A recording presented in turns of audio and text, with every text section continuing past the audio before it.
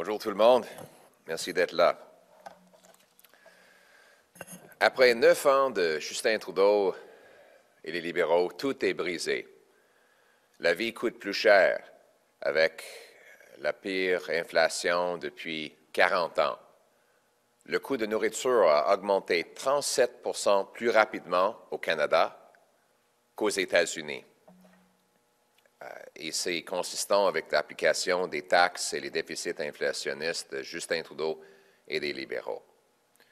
Le coût de logement a doublé et a augmenté plus rapidement que parmi tous les pays du G7. Maintenant, 80 % des Canadiens croient que l'accès à la propriété n'est juste pour des très, très riches. L'écart entre les riches et les pauvres est le plus grand enregistré par Statistique Canada depuis 1999. Et notre poids par rapport aux États-Unis a diminué massivement. Dans les 14 premiers ans de la 21e siècle, on a eu plus d'investissements des Américains qu'ils ne l'ont eu de nous autres. Depuis 2015, par contre, il y a 500 milliards de dollars nets qui a fui notre pays pour aller investir aux États-Unis. Maintenant, il y a 9 ans, le revenu personnel moyen était égal au Canada par rapport aux États-Unis. Et maintenant, le PIB par capita, soit disons le revenu par personne, est 22 000 $ de plus aux États-Unis qu'au Canada. Et on voit les menaces qui augmentent à notre sécurité.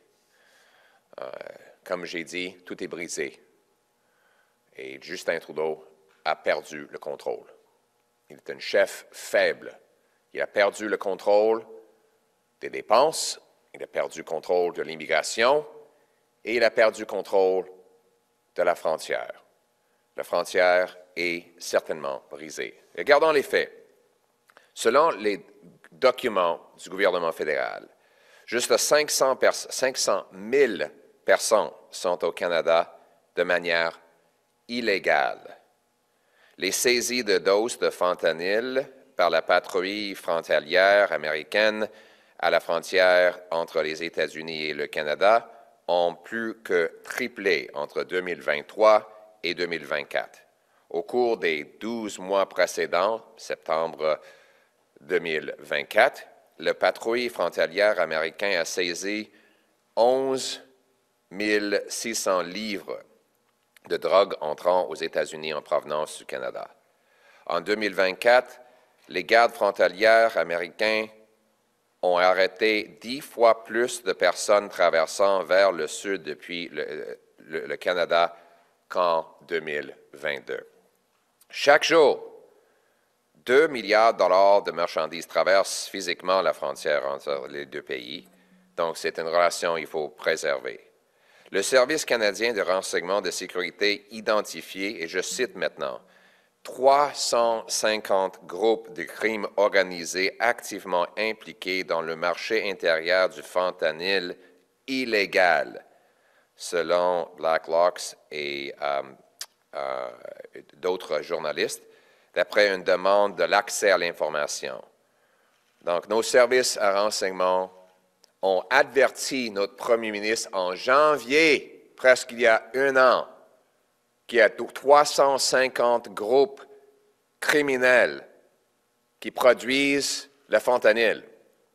Et que fait le premier ministre? Il continue de voter pour la légalisation de fentanyl.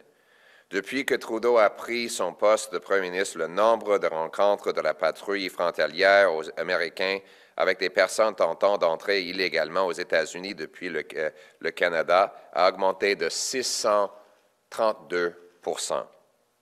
Rien qu'au cours des 10 premiers mois de 2024, le patrouille frontalière américaine a intercepté plus de 21 000 personnes traversant illégalement de notre frontière. Et on sait, ce n'est pas juste la frontière. Le fentanyl tue notre monde. On a perdu 47 000 personnes aux surdoses au Canada. C'est plus qu'on a perdu pendant la Deuxième Guerre mondiale. Les expérimentations de Justin Trudeau de légaliser les drogues, de financer des opioïdes, est une catastrophe monumentale qui va être étudiée à travers le monde comme l'un des pires échecs de la politique publique qu'on n'a jamais vu. La faiblesse de nos forces policières nationales, policières, frontalières et de renseignement est à son sommet après 9 ans de Justin Trudeau. C'est pour ça qu'aujourd'hui, les conservateurs exigent que le gouvernement Trudeau présente rapidement au Parlement un plan Canada d'abord qui prévoit une augmentation des patrouilles, une collaboration avec les forces de l'ordre provincial, le déploiement de nouvelles technologies, la répression de la production et du trafic de drogue illégale, le resserrement des visas, la sécurisation de nos ports et l'élargissement du mandat des agents de l'agence frontalière afin de réparer notre frontière brisée. Je propose le suivant pour sécuriser notre frontière. Une augmentation des patrouilles frontalières, une collaboration avec les forces de l'ordre provincial, des nouvelles technologies, notamment les scanners, les hélicoptères, des tours et des drones.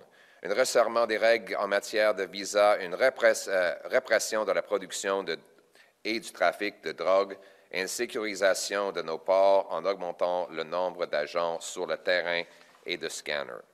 Un élargissement du mandat des agents de l'agence frontalière pour qu'ils puissent appliquer la loi au-delà des postes de contrôle frontalier.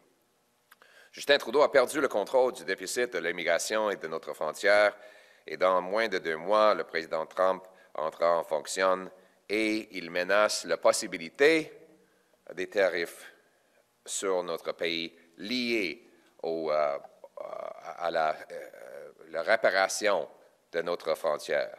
Depuis que Trudeau a pris son poste de premier ministre, le nombre de rencontres de patrouilles frontalières américaines avec des personnes tentant d'entrer illégalement aux États-Unis de Canada a augmenté de plus de 600 %. Rien qu'au cours des 10 premiers mois de 2024, la patrouille frontalière américaine a intercepté plus de 21 000 personnes. En plus, on sait que le ministre de l'Immigration lui-même, il a avoué que les libéraux ont perdu le contrôle de l'immigration, que l'immigration est devenue, et je cite, incontrôlable. Il a également admis avoir permis à 2 terroristes de l'État islamique d'entrer dans notre pays. Le gouvernement néo-démocrate libéral s'est contenté de regarder l'arrière du nombre de demandes d'asile d'entrée en flèche, passant de 10 000 à plus de 250 000, 25 fois plus élevé le nombre de gens qui sont ici, disons qu'ils sont réfugiés. Il y a actuellement au Canada jusqu'à 500 000 personnes ici illégalement selon les documents du gouvernement. Donc, on a vu aussi le montant de drogue qui passe par la frontière augmenter plus rapidement que jamais dans notre histoire et ça menace les vies des Canadiens et les vies des Américains. Donc, nous proposons que le gouvernement introduise ce plan-là et consistant avec notre approche de dollar pour dollar, on devrait financer la réparation de notre frontière en annulant des chèques insultants et inflationnistes de 250 $ et en annulant le tour de passe-passe TPS, ce qui coûte cher et qui va causer de l'inflation et plus d'endettement. On doit être responsable et non pas électoraliste. On doit mettre le Canada d'abord. Ça veut dire annuler les dépenses de gaspillage. Ça veut dire couper aussi dans les consultants qui gaspillent notre argent et mettre l'argent dans les patrouilles et des services à la frontière. C'est comme ça qu'on va pouvoir financer ça sans ajouter à notre déficit qui est déjà hors de contrôle. En plus, les conservateurs engagent de permettre l'adoption d'une telle proposition, à moins que ce n'est pas attaché aux autres dépenses scandaleuses qui gaspillent de l'argent, et à moins que ce soit un vrai plan pour protéger et réparer la frontière que Justin Trudeau a brisée. Le Canada doit protéger ses propres citoyens. Nous devons mettre notre pays d'abord. Nous devons être responsables. C'est ce que nous aurons. Mon but et ma raison d'être, c'est de réparer ce que Trudeau a brisé et réinstaurer la promesse du Canada, c'est-à-dire que chaque personne qui travaille fort devrait avoir un grand chèque de paie et pension qui permettent d'acheter de nourriture et de logement dans des communautés sécuritaires. Tout ça, ça prend des frontières. Tout ça prend une bonne relation avec nos amis américains, et c'est ce que nous allons livrer. Thank you very much for coming here today, everybody. After 9 years of Justin Trudeau, everything is broken.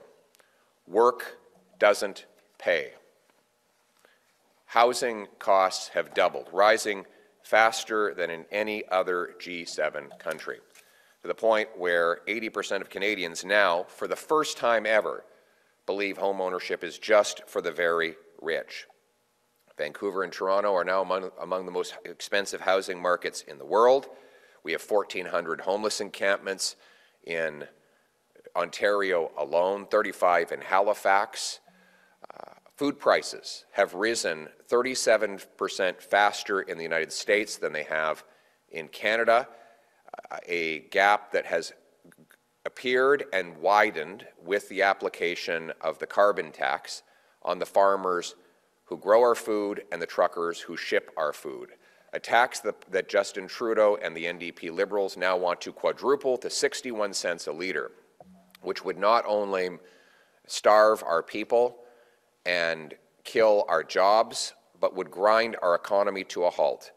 We know that President Trump would be calling all of our businesses, welcoming them to leave Canada and go south of the border where there is no carbon tax and where other taxes are dropping. It would be a gigantic sucking sound of Canadian jobs, businesses, and money heading south that would add to the already $500 billion of net outflow of investment from Canada to the U.S. that has happened since Justin Trudeau took office 9 years ago. After 9 years of Trudeau, we've gone from having equal median income. Canadian and American workers made the same amount of money 10 years ago, to income per person now $22,000 higher in the United States than it is here in Canada, after 9 years of high taxes, more bureaucracy, and doubling of our national debt. And then there is the broken immigration, broken budget, and broken border. Justin Trudeau is a weak leader who has lost control of spending, lost control of immigration, and lost control of our border. And don't take my word for it. Look at the facts. His own government admits there are as many as 500,000 people in Canada illegally. We know that seizures of fentanyl doses by U.S. Border Patrol at U.S.-Canada border have more than tripled between last year and this year. In 12 months to September 2024, 11,600 pounds of drugs have been seized by U.S. Border Patrol agents at the Canada-U.S. border. In 2024, U.S. border guards caught 10 times more people sneaking southward from Canada than in 2022. This is a problem that we expect will only get worse because we have 700,000 international students here now that Trudeau and his former immigration minister, Sean Fraser, hinted that they would be able to stay permanently. And now suddenly that message has reversed, and Trudeau and the NDP Liberal government say that their plan is to hope, with the honour system, that they will leave voluntarily. CSIS, and then there's the drugs. CSIS, I'm quoting now from a document obtained by Access to Information by Blacklock's reporter. This is a briefing note the Prime Minister received almost a year ago. CSIS identifies more than 350 organized crime groups actively involved in the domestic illegal fentanyl market. And what has Trudeau done since he got this information back in January, almost a year ago? Absolutely nothing, other than try to legalize and liberalize these same drugs. He has weakened our borders, and he doesn't even inspect 99% of shipping containers that come into our country. Since Trudeau became Prime Minister, there's been a 632% increase in U.S. border control encounters with people illegally attempting to enter the United States from Canada. In the first 10 months of 2024 alone, U.S. Border Patrol has intercepted more than 21,000 people illegally crossing our border. And on top of that, doesn't include the dangers that are coming into Canada from the United States because of Trudeau's broken border. According to Toronto Police, 82% of gun crime is done with American guns that Trudeau allows over our borders because of the weak inspection system, and the drugs that come across the border, the existence of Roxham Road and other illegal border crossings that Justin Trudeau opened right after he put out a tweet to the entire world saying, "Welcome to Canada, come on in, we'll invite anybody across our borders." That chaos has persisted. It is clear that after 9 years, Trudeau is not worth the cost, the crime, the corruption, and the chaos. He has lost control of our border, lost control of immigration, lost control of our finances. And that is why today I am calling on the government to fix Trudeau's broken border. I'm demanding that the Trudeau government quickly present a Canada First plan to Parliament that includes increased patrols, working with provincial law enforcement, deploying new technology, cracking down on illegal drug production and trafficking, tightening visas, securing our ports, and expanding the mandate of CBSA officers to fix the broken border. These new technologies would include scanners, helicopters, towers, drones. We also propose temporarily deputizing provincial law enforcement whose premiers wish to fill in the holes the Trudeau government has caused. This, of course, is I'm embarrassed that we even have to suggest this, but it would be a temporary measure to fix what Trudeau, or to patch up the holes that Trudeau has opened. We need a real crackdown on illegal drug production and trafficking by reversing, for example, the C5 changes that Trudeau brought in, which reduced penalties for production and trafficking of hard drugs. We need boots on the ground, scanners all around, and a stronger border. We need to expand the mandate of CBSA officers to enforce the law beyond border posts. The reality is that Trudeau has lost control of the deficit of immigration and of our border. In less than 2 months, President Trump will come into office. He has threatened the possibility of imposing tariffs unless there is action to address Trudeau's broken border. Since Trudeau became Prime Minister, there have been massive increases in illegal border activity. It is his job to immediately introduce action to solve it. Now, it's not just for Donald Trump. Frankly, we have to acknowledge that he is the new President of the United States of America, and we have to protect our economic interests, but we have to protect our own interests. It is unacceptable for Canadians to have 47,000 overdose deaths. It is unacceptable for Canadians to have 350 crime groups actively producing and shipping fentanyl. It is unacceptable for Canadians to have $100 billion of money laundering. It is unacceptable for Canadians to see a 200% increase in overdose deaths.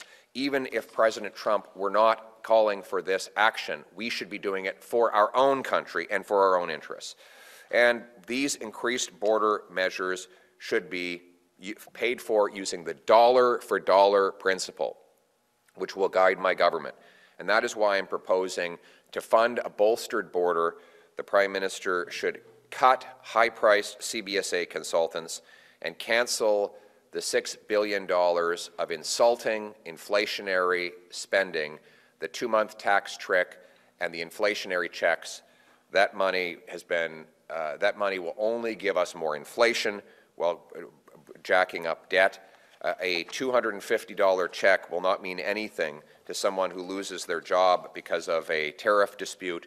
A 10-cent savings on a bag of pretzels will not mean anything to a mother who's lost her child to an overdose of drugs. And as for getting it passed, while we will plan to continue insisting that the Trudeau government stop blocking Parliament and release all the data to the police on the green slush fund scandal, we will make accommodations to quickly pass a border plan if it goes towards fixing Trudeau's broken border, so we can get it done. There are no excuses. Justin Trudeau has had 9 years, and the results are a disaster. But the good news is life was not like this before Justin Trudeau, and it won't be like this after he's gone. We're going to bring home a common-sense plan to axe the tax, build the homes, fix the budget, and stop the crime.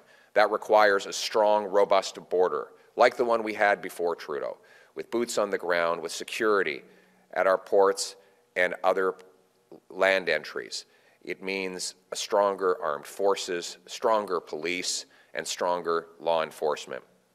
It means protecting our people against the world's dangers. All of this is for the singular purpose that I am running for Prime Minister, which is to restore Canada's promise. That is, a country where hard work earns a powerful paycheck and pension that buys affordable food and homes in safe neighborhoods. A country where anyone from anywhere can do anything. In Canada, let's bring it home. Thank you. We'll now take questions from the floor. Thank you. Jeremy from CTV News. Your party continues to lead public opinion polls. If you form government, how quickly would you meet NATO's defense spending target of 2%? That's a good question. First of all, let's all acknowledge that I will be inheriting a dumpster fire of a budget. The national debt has been doubled. The deficit is raging out of control. We know last year's deficit was at least 20% bigger than Trudeau claimed. The Prime Minister won't even tell us what this year's deficit is after having asked him all of those times. Our economic growth is collapsing. Per capita GDP dropped for 6 quarters in a row. I'm not saying this to dodge your question. I'm just telling you what the mess I'm going to be inheriting, because we have to fund our military out of the money that we have. What I have said so far is that I will be cutting foreign aid by taking money away from dictators, terrorists, and global bureaucracies. I'll be cutting back office bureaucracy and ending the procurement boondoggles. We will put all of that extra savings into rebuilding our armed forces, expanding the reserves, and deepening our presence in the north to protect our part of North America and reassure our American allies that we are a solid security partner. That is going to be necessary not just for our security, but for our economy. Thank you. Next question. Good morning, Mr. Poilièvre. JP Tasker, CBC News.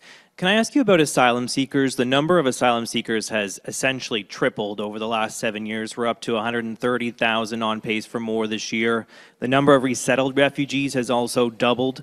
Is it time for a hard cap on the number of asylum seekers and refugees, and what's an acceptable number to you? I think it is time for a cap, and it's time to get rid of all of the abuse. One of the problems we have now is that Trudeau got rid of the visa requirement for Mexico and basically allowed thousands of people to come here who are not refugees, who are ultimately rejected as refugees, but only after many years of us paying their bills and funding their legal cases and paying for the bureaucracy of treating their case. We need to shut off the flow of false refugee claims who are in no danger in their country of origin, but who are sneaking in either through our porous border, through our weak visa system, and then when they land here, making a false claim. And by the way, I'm not accusing them of making false claims. The refugee board ultimately finds those claims are false. But in the interim period, we're stuck with the false claimant for 5, 6, 7 years. And this is putting enormous strain on our housing market, our healthcare system, and our job market, where our Canadian jobs are being taken by black market, under-the-table workers that take cash and ultimately deprive our people of jobs. Now, I have real refugees. I love real refugees. Our country was built in large part by real refugees who were genuinely fleeing danger, like my wife. But I have no time for people who lie to come into our country, and that is the problem we have to cut off. And when we do, we can get back to the normal levels of refugee counts that we had before Justin Trudeau, the numbers that we can absorb, care for, and employ, and that's what we will do when I'm Prime Minister. Thank you. Next question. Good morning. Najuda Malisigny, Press. On the issue of what you would cut and what you would fund, what do you say to Canadians who are currently receiving dental coverage through the Canada Dental Care Plan? Can they expect to continue receiving coverage if a Conservative government forms? Well, right now we have a lot of promises from Justin Trudeau. The biggest winner so far has been Sun Life, the insurance company that got the contract to deliver this. Justin Trudeau is making a lot of very big promises, but on all of those promises, he's failing to deliver. So we're carefully looking to find out what numbers are true. We're not going to regurgitate government numbers that prove always to be false later on. I think it's unfortunate that so many in the media simply regurgitate government talking points rather than actually doing the serious analysis. I mean, you guys all reported that the carbon tax was going to make people better off, and then what did we find out from the parliamentary budget officer? That 100% of middle-class Canadians are worse off from the carbon tax. 60% of the population will pay more than they get back. But if we had simply believed the talking points from the government that the media regurgitated, we would have been fooled like all of you. So am I going to just take Justin Trudeau's word for it on these promises? No, I'm not. I'm going to look at the numbers and see what he's actually delivering and then act in the interest of all Canadians. Thank you. Next question. Bonjour, Félix Pilon de Radio-Canada. La rencontre de Justin Trudeau vendredi soir avec M. Trump, d'abord, est-ce que vous croyez qu'elle a été concluante et qu'est-ce que vous auriez fait de mieux? C'était un peu triste de voir la faiblesse de Justin Trudeau encore. On aurait dû être là pour faire des gains pour le Canada. Mais il ne propose aucun gain. Il essaie simplement de minimiser les pertes.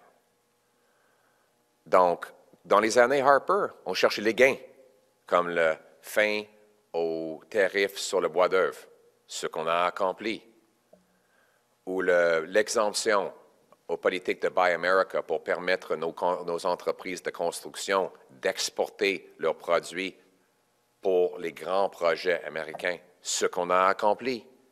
Mais aujourd'hui, Justin Trudeau n'essaie même pas d'avoir des gains, il essaie simplement de minimiser les pertes sur, par exemple, le tarif de 25 % qui est menacé et possible.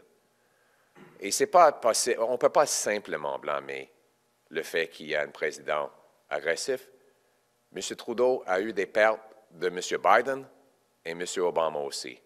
C'est M. Biden qui a doublé les tarifs sur le bois d'œuvre, qui tue des emplois, y compris dans les régions du Québec.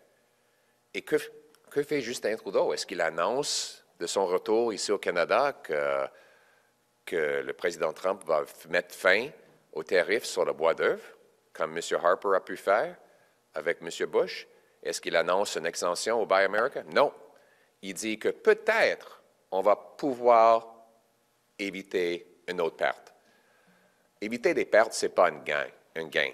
Il nous faut un premier ministre qui est assez fort, est assez intelligent pour faire face à Donald Trump et pour défendre nos intérêts afin de faire des gains, d'enlever les obstacles et de protéger les emplois et la sécurité des Canadiens. In English, please. Oh, thank you. All right. What was the question again? I'm sorry.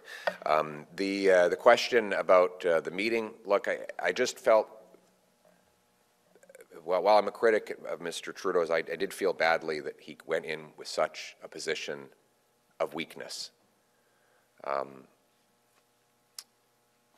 Normally, when a prime minister goes to the United States to meet a president, they're looking to make gains. What gains did we hear from Mr. Trudeau? None. He's just trying to limit losses. Did he come back saying we're going to get an exemption to Buy America, like Harper achieved from Bush? No. Buy America is still in place. Did he say we're going to get an end to the softwood lumber tariffs, like Prime Minister Harper got from President Bush? No. Not only are they still in place, Biden just doubled them. All Justin Trudeau offers is minimizing losses. And this is the consequence of having a weak prime minister who's lost control of our borders, lost control of immigration, lost control of crime and drugs, and lost control of our economy. And Canadians are paying a dreadful price for everything that Justin Trudeau has broken. And we need a strong prime minister who has the brains and backbone to put Canada first and to fight for our workers and our security. Thank you. This will be the final question. Mickey here with Politico. Who from Trump's transition team have you or your party been in touch with since the U.S. election? I'm not the prime minister. Thank you. Thank you very much. Thank you.